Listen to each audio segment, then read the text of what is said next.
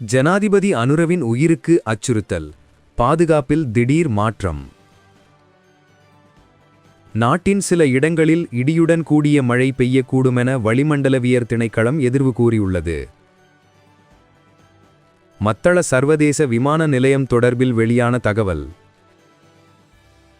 தனமல்விளை பகுதியில் கஞ்சா செய்கை சுற்றிவளைப்பு, மூவர் கைது. பெரிய வெங்காய கொள்வனவு சர்ச்சை, அரசாங்கத்திற்கு வலியுறுத்தப்பட்டுள்ள விடயம். சீனாவின் அடுத்த 5 வருடகால வளர்ச்சி இலங்கையின் சுபீட்சத்துக்கான கதவுகளை திறக்கும் என இலங்கைக்கான சீன தூதுவர் தெரிவிப்பு. யாழ் வல்வெட்டித்துறையில் விடுதலை புலிகளின் விடிகுண்டு, சிக்கிய சந்தேக நபர்கள் 3. இந்திய வீசா எடுக்க இருப்பவர்களுக்கு வெளியான முக்கிய அறிவிப்பு. ஜனாதிபதி அனுரகுமாரவை படுகொலை செய்வதற்கு சதித்திட்டம் தீட்டப்பட்டுள்ளது. அதனை நான் கடந்த காலங்களில் பகிர்ந்து கொண்டிருந்தேன். ஆனால் தற்போது தகவல்களை பகிர்ந்து கொள்வதை நிறுத்தியுள்ளேன் என்று ஓய்வு பெற்ற போலீஸ் அதிகாரியான அஜித் தர்மபால தெரிவித்துள்ளார். ஜனாதிபதிக்கு இவ்வாறு பாதுகாப்பு அச்சுறுத்தல் உள்ளமையானது நாட்டின் சட்ட ஒழுங்கையும் பாதுகாப்பு நிலவரங்களையும் கேள்விக்குறியாக்கியுள்ளது. ஜனாதிபதி பாதுகாப்பு பிரிவின் உறுப்பினராக வேடமணிந்து அங்கு உள்நுழைந்து தற்கொலை தாக்குதலோ அல்லது கிளைமோர் தாக்குதலோ அல்லது நடத்த முற்பட்ட போது கைது நடவடிக்கை ஒன்று முன்னெடுக்கப்பட்டுள்ளது. சந்தேக நபரிடமிருந்து சில தகவல்கள் கிடைக்கப்பெற்றுள்ள நிலையில் மேலும் வீட்டின் வரைபடம் ஒன்றும் கிடைக்கப்பெற்றுள்ளது.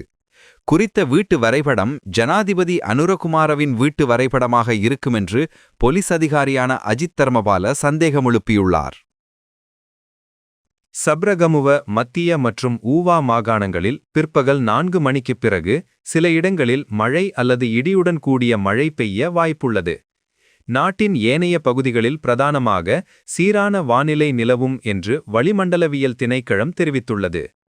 பலத்த காற்றினால் ஏற்படும் சேதங்களை குறைக்க போதுமான முன்னெச்சரிக்கை நடவடிக்கைகளை எடுக்குமாறு பொதுமக்கள் அவதானமாக இருக்குமாறு அறிவுறுத்தப்பட்டுள்ளனர். இடியுடன் கூடிய மழை பெய்யும் வேளைகளில் மின்னல் தாக்கங்களினால் ஏற்படக்கூடிய பாதிப்புகளை குறைத்துக் கொள்ள தேவையான முன்னெச்சரிக்கை நடவடிக்கைகளை எடுத்துக்கொள்ளுமாறு பொதுமக்கள் அறிவுறுத்தப்படுகின்றார்கள்.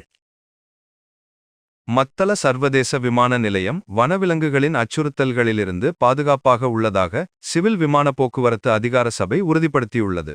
மத்தள விமான நிலையத்திலிருந்து இயக்கப்படும் விமான பயணங்களின் எண்ணிக்கையை அதிகரிப்பதற்கான கலந்துரையாடல்களை ஆரம்பித்துள்ளதாக துறைமுகங்கள் மற்றும் சிவில் விமான சேவைகள் பிரதி அமைச்சர் தெரிவித்தார்.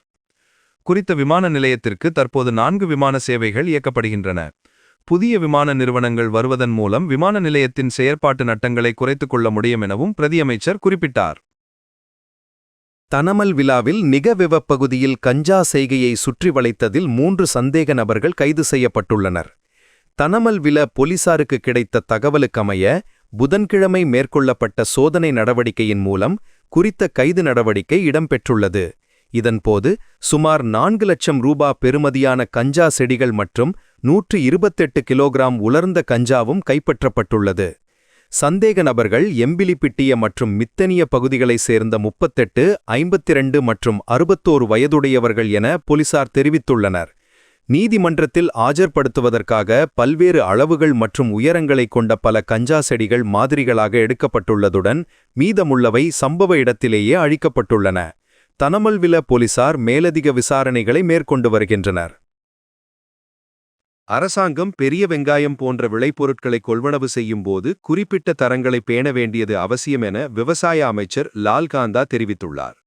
பெரிய வெங்காயத்தை கொள்வனவு செய்வதற்காக அரசாங்கம் பல அளவுகோல்களை அறிமுகப்படுத்தியதனால் ஏற்பட்ட சர்ச்சையைத் தொடர்ந்து நேற்றைய தினம் அவர் இவ்வாறு குறிப்பிட்டுள்ளார்.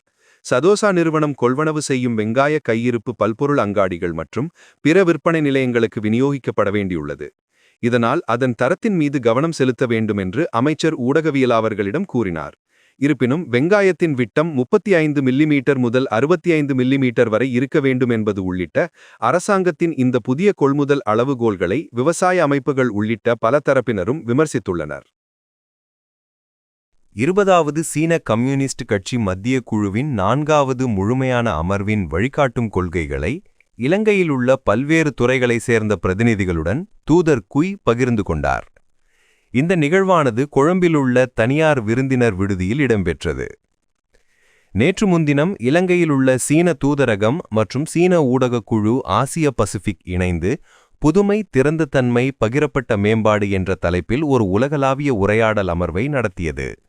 சீன கம்யூனிஸ்ட் கட்சியின் 20வது மத்திய குழுவின் 4வது முழுமையான அமர்வின் வழிகாட்டும் கொள்கைகளை தொடர்பாக தூதர் குய் ஜென்ஹாங் உரையாற்றினார். சீன கம்யூனிஸ்ட் கட்சியின் 20வது மத்திய குழுவின் 4வது முழுமையான அமர்வின் வழிகாட்டும் கொள்கைகளை சீன கம்யூனிஸ்ட் கட்சியின் தூதர் குய் ஜென்ஹாங் பகிர்ந்து கொண்டார்.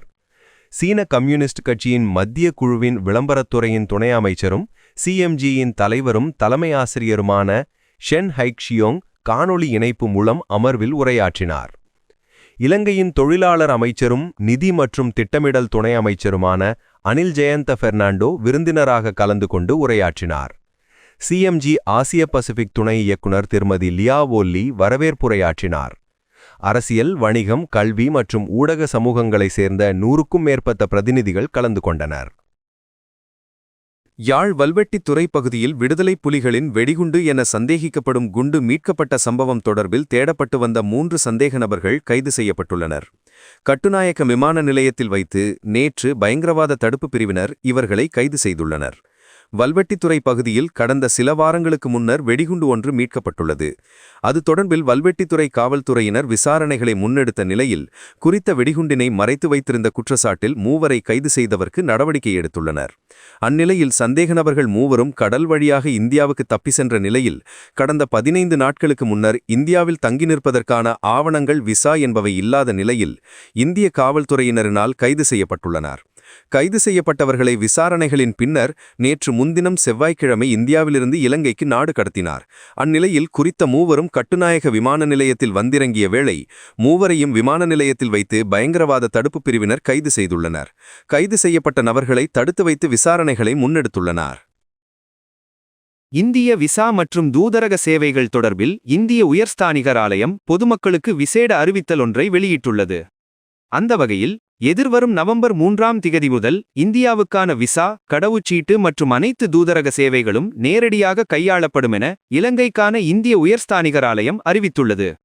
இலங்கைக்கான இந்திய உயர்ஸ்தானிகர் ஆலயம் வெளியிட்டுள்ள அறிக்கையொன்றில் குறித்த விடயம் தெரிவிக்கப்பட்டுள்ளது. தன்னை சிறையில் அடைக்க அரசாங்கம் சதி செய்து வருவதாக முன்னாள் அமைச்சரும் பீவிதுரு ஹெல்ல உரிமை தலைவருமான உதய கம்மன்பில தெரிவித்துள்ளார். குறித்த விடயத்தை நேற்று ஊடகங்களுக்கு கருத்து தெரிவிக்கும் போதே அவர் குறிப்பிட்டுள்ளார். இது தொடர்பில் அவர் மேலும் தெரிவிக்கையில், ஒரு அரசு சாரா அமைப்பை பிரதிநிதித்துவப்படுத்தும் ஒருவரால் லஞ்சம் அல்லது ஊழல் குற்றச்சாட்டுகளை விசாரிக்கும் ஆணையகத்தில் தனக்கு எதிராக அண்மையில் முறைப்பாடு செய்யப்பட்டதாக அவர் குறிப்பிட்டுள்ளார். இந்த நிலையில் இந்த முறைப்பாடானது அரசியல் ரீதியாக உள்நோக்கம் கொண்டது எனவும் மற்றும் அதை பதிவு செய்ததாக தெரிவிக்கப்படும் அரசு சாரா நிறுவனத்திடம் செல்லுபடியாகும் பதிவியன் கூட இல்லை எனவும் கம்மன்பில குற்றம் சாட்டியுள்ளார். இந்த நிலையில் தவறுகளை திருத்துவதற்கு பதிலாக உண்மையை வெளிப்படுத்துபவர்களை சிறையில் அடைக்க அரசாங்கம் முயற்சிக்கின்றது எனவும் அவர் குற்றம் சாட்டியுள்ளார். மேலும் சில அமைச்சர்கள் தனிப்பட்ட முறையில் அவரை கைது செய்ய வலியுறுத்துவதாகவும் கம்மன்பில தெரிவித்துள்ளமை குறிப்பிடத்தக்கது.